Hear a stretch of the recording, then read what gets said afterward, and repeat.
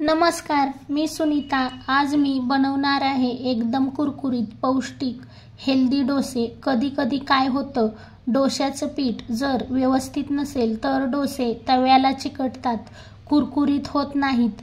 मग अशा वेळेस काय करावे? थंडी पावसाळ्याच्या दिवसात बिना इनो सोडा पीठ फर्मेंट कसे करावे?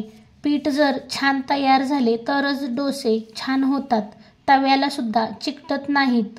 तर रेसिपी खूप साधी सोपी आहे, म्हणून रेसिपी शेवटपर्यंत नक्की बघा। व तुम्हाला माझी एक विनंती आहे, जर तुम्हाला माझ्या रेसिपी बघायला आवडत असतील तर सातारकर किचनला नक्की सबस्क्राईब करा आणि बाजूची बेल घंटा क्लिक करायला विसरू नका। तर चला रेसिपीला सुरुवात करूया। पौष्टिक डोसे बनवण्यासाठी इथे मी 1 वाटी रेशनचे तांदूळ घेतले आहेत। त्यानंतर अर्धी वाटी चना डाळ घेतली आहे, अर्धी वाटी मूग डाळ घेतली आहे, अर्धी वाटी उडदाची डाळ घेतली आहे, अर्धी वाटी मसूर डाळ घेतली आहे।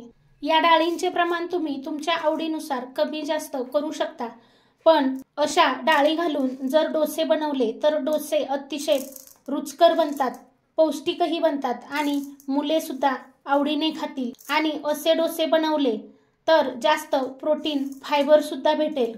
त्यानंतर आता 1 चमचा मेथी दाणे घेतले आहेत। मेथी दाण्यामुळे आपले डोसे छान चवदार होतात व पचनही छान होते आणि पीठ फर्मेंट होण्यासाठीही खूप छान मदत होते, म्हणून मेथी दाणे अवश्य घाला। याच्यामध्ये पाणी घालून आपल्याला डाळी व तांदूळ 2-3 पाण्याने स्वच्छ धुवून घ्यायचे आहेत। तर बघा, इथे डाळी व तांदूळ स्वच्छ 2-3 पाण्याने धुवून घेतले आहेत। आता या डाळीमध्ये व तांदळामध्ये पाणी घालायचे आहे, तर डाळ व तांदूळ बुडेपर्यंत पाणी घालायचे आहे।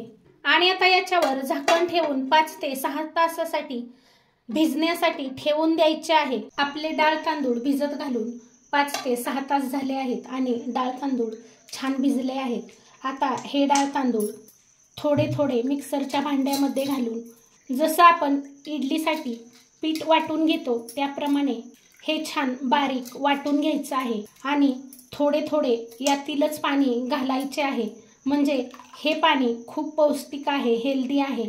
तर बघा, या पद्धतीने डाळ तांदूळ अगदी बारीक वाटून घेतले आहेत आणि हे पीठ बघा असे एवढे पातळ केले आहे। याच पद्धतीने सर्व डाळ तांदूळ बारीक वाटून घ्यायचे आहेत। तर बघा, इथे सर्व डाळ तांदूळ असे छान बारीक वाटून घेतले आहेत आणि पीठ बघा जास्त पातळ नाही किंवा जास्त घट्टही नाही, या पद्धतीनेच पीठ तयार करायचे आहे। आता आपण इनो सोडा काहीही वापरणार नाही, परंतु सध्या पावसाळ्याचे दिवस आहेत, वातावरण थोडेसे थंड आहे आणि आपले डोसे छान जाळीदार हलके फुलके व्हावेत, यासाठी आपण याच्यामध्ये 1 चमचा मीठ घालायचे आहे। हे सेंधू मीठ आहे, तुम्ही जे रेग्युलर यूज करता ते मीठ घाला।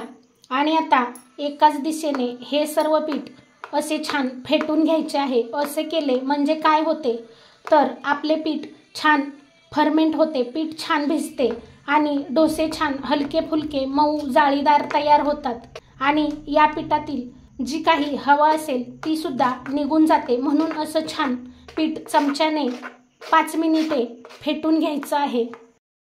हे पीठ 5 मिनिट फेटून घेतल्यानंतर आता आपण याच्यावर झाकण ठेवायचे आहे आणि हे पीठ रात्रभर किचन कट्ट्याखाली गरम ठिकाणी ठेवून द्यायचे आहे, म्हणजे हे पीठ छान भिजले जाईल। आता आपण याला सकाळीच पाहणार आहोत। तर बघा, दुसऱ्या दिवशी सकाळी तुम्ही पाहू शकता हे पीठ किती छान फुगले आहे, छान फर्मेंट झाले आहे। असे रात्रीच पिठामध्ये मीठ घालून ठेवले म्हणजे पीठ छान फर्मेंट होते, छान फुलून येते आणि आपल्याला इनो किंवा सोड्याची गरज लागत नाही। अतिशय सुंदर हे पीठ भिजले आहे। आता हे पीठ आपण असे पळीच्या साहाय्याने फेटून घ्यायचे आहे। तर आता या डोस्यासोबत खाण्यासाठी आपण एक चटणी बनवूया।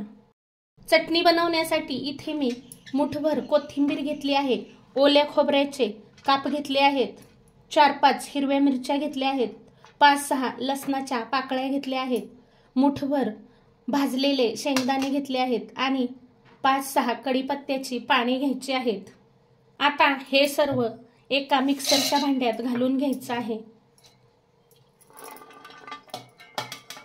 असा कढीपत्ता टाकला म्हणजे चटणी खूप छान लागते। चवीपुरते मीठ घालायचे आहे आणि आता ही चटणी पाणी घालून बारीक वाटून घ्यायची आहे। तुम्हाला घट्ट हवी असेल तर पाणी कमी घाला, तुम्हाला चटणी पातळ हवी असेल तर पाणी जास्त घाला।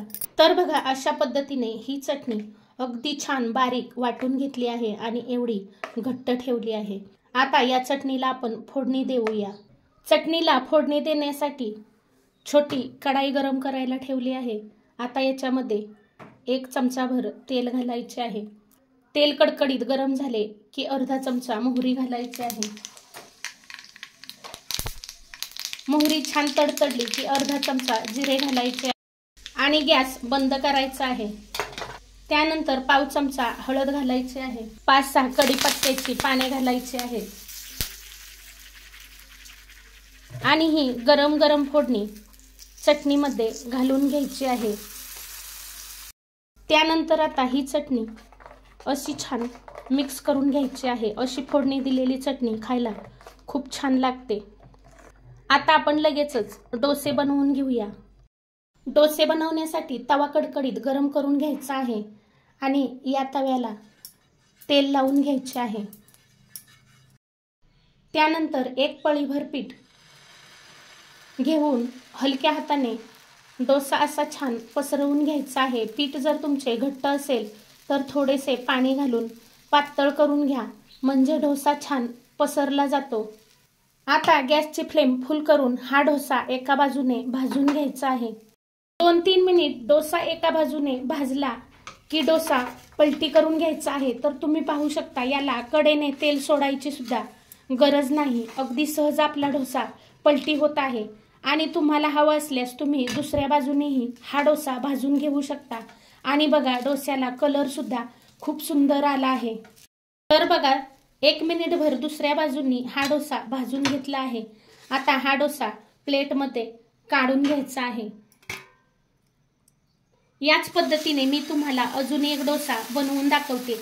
आता तुम्ही तव्याला तेल नाही लावले तरी चालेल, तुम्हाला बिना तेलाचे डोसे बनवायचे असतील तर तुम्ही अवश्य हे बिना तेलाचे डोसे बनवून खा। तर बघा तुम्ही पाहू शकता आपल्या डोस्याला किती सुंदर जाळी पडली आहे आणि अतिशय हलका फुलका आपला डोसा तयार झाला आहे। तर बघा आपण तेल घातले नाही तरी सुद्धा आपला डोसा तव्याला चिकटला नाही आणि छान उलटला जात आहे। अतिशय सुंदर कलर आला आहे आणि छान खमंग खरपूस भाजला गेला आहे। याच पद्धतीने दुसऱ्या बाजूने डोसा भाजून घ्यायचा आहे। तर बघा दोन्ही बाजूंनी हा डोसा भाजून तयार झाला आहे। अगदी तुम्हाला कुरकुरीत डोसा खायला आवडत असेल तर तुम्ही असा पातळ डोसा बनवा। मऊ डोसा आवडत असेल तर तुम्ही थोडासा जाड डोसा बनवा। तर बघा अतिशय कुरकुरीत आपला डोसा तयार झाला आहे। याच पद्धतीने मी माझे उरलेले डोसे बनवून घेणार आहे। तर बघा अतिशय पौष्टिक कुरकुरीत चविष्ट डोसे मी तुम्हाला बनवून दाखवले आहेत आणि पावसाळ्याच्या दिवसात किंवा थंडीच्या दिवसात पीठ कसे फर्मेंट करावे हे सुद्धा मी या रेसिपीमध्ये सांगितले आहे। नको इनो, नको सोडा, नको दही असे पीठ फर्मेंट करा आणि असे छान कुरकुरीत खुसखुशीत डोसे बनवून खा। अतिशय पौष्टिक रुचकर आपले हे डोसे तयार होतात आणि खायला सुद्धा खूप सुंदर लागतात। तर हे डोसे तुम्ही या चटणी सोबत व बटाट्याच्या भाजी सोबत खाऊन बघा, अतिशय खायला सुंदर लागतात। तर तुम्हाला माझी ही आजची रेसिपी कशी वाटली कमेंट करून सांगायला विसरू नका। रेसिपी आवडली असेल तर जास्तीत जास्त शेअर करा। याआधी माझ्या चॅनलला सबस्क्राईब केलं नसेल तर प्लीज सबस्क्राईब करा, मला सपोर्ट करा। मला तुमच्या सपोर्टची खूप गरज आहे। एक लाईक करायला विसरू नका आणि असे मस्त चवदार डोसे नक्की बनवून बघा। रेसिपी पाहिल्याबद्दल खूप खूप खूप धन्यवाद।